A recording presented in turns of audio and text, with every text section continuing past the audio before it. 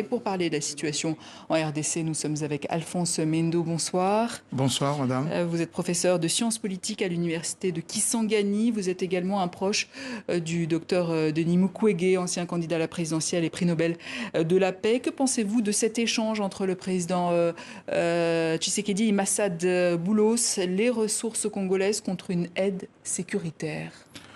Alors, je pense que ce n'est pas une mauvaise chose en soi, puisque si vous avez de moyens, vous avez de ressources, il faut pouvoir vous en servir pour votre bien. Et en l'occurrence ici, la sécurité, c'est un bien fondamental pour la RDC, surtout en ce moment où le pays fait face à une crise sécuritaire très grave, accompagnée d'une crise humanitaire très aiguë et qui dure depuis trop longtemps, 30 ans.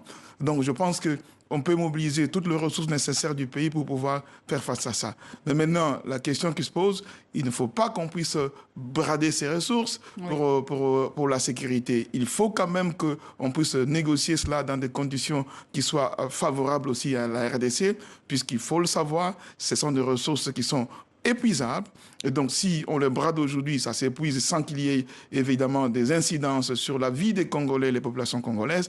Alors, on va laisser au pays, aux générations futures, une terre exsangue et qui ne pourra même pas être disponible pour l'agriculture parce qu'il faudra des milliards qu'on n'a pas pour pouvoir dépolluer et les rendre arables. Donc, c'est une bonne idée, mais il faut vraiment négocier que ça puisse être gagnant-gagnant pour la sécurité contre l'accès aux ressources. En attendant, vous qui habitez Kisangani, est-ce que vous craignez que le M23 prenne prochainement cette grande ville? On sait que ces dernières décennies, certaines rébellions avaient pris Kisangani. Oui, la crainte, elle est là, elle est bien réelle, puisque les M23, disons, l'AFC M23 n'a pas caché ses intentions. En tout cas, le mouvement a multiplié des signaux et des communiqués pour dire qu'il avait Kisangani comme cible après la chute de Goma et de Bukavu.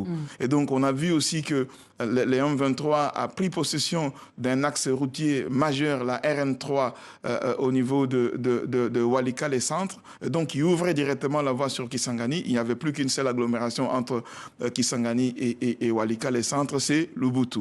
Et on a vu aussi qu'il y a beaucoup de déplacés, y compris aussi de forces du gouvernement qui sont arrivées à Kisangani, ce qui a accru, si vous voulez, la pression sur la population. On se retrouve avec plus de 600 000 déplacés qui sont à Kisangani, 600 000 personnes, et qui s'ajoutent aux 1 500 000 personnes. Et donc, si jamais les M23 s'hasardaient à attaquer Kisangani, ce serait une catastrophe humanitaire majeure pour la ville de Kisangani. Selon vous, le but du M23, c'est de contrôler les régions de l'Est riches en minerais, on l'a vu, ou d'aller sur Kinshasa et renverser le pouvoir? Alors, donc, si vous voulez, il y a deux objectifs dans ces mouvements. Vous avez les M23 en tant que M23 qui dit que pour lui, c'est juste sécuriser les populations du Nord et du Sud Kivu, en particulier les populations rwandophones. C'est aussi le discours que porte le Rwanda. Et vous avez aussi l'AFC qui est incarné par l'ancien président de la CENI. Et pour eux, le discours, c'est beaucoup plus politique. C'est d'aller à Kinshasa pour prendre le pouvoir. Et donc, s'il faut aller par Kinshasa, ils ne peuvent pas ne pas passer par Kisangani. Avant d'arriver à Kinshasa, sur cette voie-là, il y a Kisangani. Et Kisangani, justement, ce serait aussi une prise, même si l'intention n'est pas de prendre Kinshasa, Kisangani serait une prise majeure, puisque c'est une grande cité et qui joue un rôle stratégique dans la région, si vous voulez, la croisée de chemin entre le nord et le sud, entre l'ouest et l'est. Donc, si vous prenez ça, c'est la troisième ville du pays, qui était aussi une ville avec une histoire très, très, très particulière. Donc, ça serait une grosse prise et ça pousserait, si vous voulez, ça donnerait à l'AFC M23 les moyens de faire encore davantage de pression sur le gouvernement pour obtenir plus de concessions du gouvernement. Et ce serait vraiment très, très, très grave.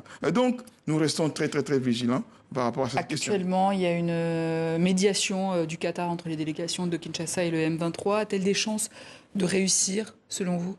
Alors, pour moi, ces médiations ne peuvent réussir que si il y a effectivement des moyens de pression sur les partis qui se battent. Sur le Rwanda d'abord, parce que c'est lui le principal acteur dans cette affaire. Et est-ce suffisant, la pression exercée actuellement? Alors, je pense que la pression n'est pas encore suffisante. Et c'est tant mieux, puisque si vous mettez toute la pression en une fois, après, vous risquez de manquer des moyens d'action.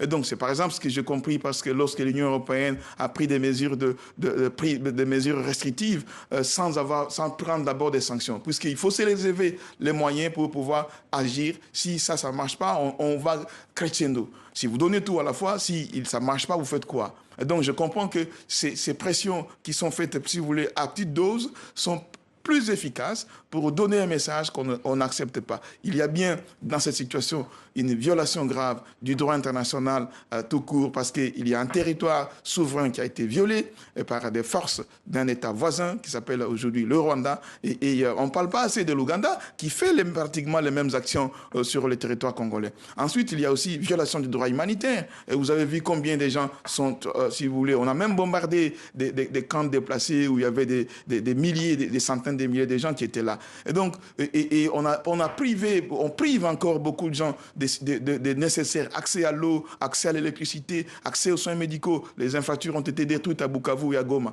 Et il y a aussi des exécutions sommaires. Vous avez suivi les derniers rapports de Nations Unies autour de la question. Donc, le bilan est très lourd. Et donc, il faut faire. Et ce qu'il faut faire, il faut que les pressions s'accentuent pour qu'au moins, pour un départ, que la résolution des Nations Unies, la résolution 2773, soit appliquée. Et un gouvernement d'union nationale comme le prône Félix Tshisekedi, même si certains grands partis s'y opposent. Qu'en pensez-vous? Bon, je pense que le moment n'est pas choisi pour avoir un gouvernement d'union nationale en ce moment. Qu'est-ce que voudrait dire un gouvernement d'union nationale lorsque vous avez une bonne partie du territoire national qui est occupée? Et union nationale, ça signifie qu'il faudrait qu'on ait toutes les forces. Or, en l'occurrence, je ne vois pas les M23, l'AFC et les autres groupes qui occupent des territoires entiers participer à ce gouvernement. Et c'est ce qu'on voit d'ailleurs de la part des autres partis qui sont là et qui refusent, l'opposition refuse d'y accéder. Puisque en ce moment, ce qu'il faut un gouvernement plutôt resserré avec une poignée d'hommes pour réduire les trains de vie de l'État, prendre les moyens qu'il faut pour envoyer ça, pour mettre dans la sécurité et la défense. Parce que c'est d'abord une crise sécuritaire. Si vous voulez résoudre la sécurité, une crise sécuritaire, vous ne faites pas un gouvernement national pour élargir et avoir encore plus de dépenses. Merci. Donc vous restructurez et vous faites moins. Merci Alphonse Mendo. Je rappelle que vous êtes professeur de sciences politiques à l'université de Kisangani. Je vous en prie.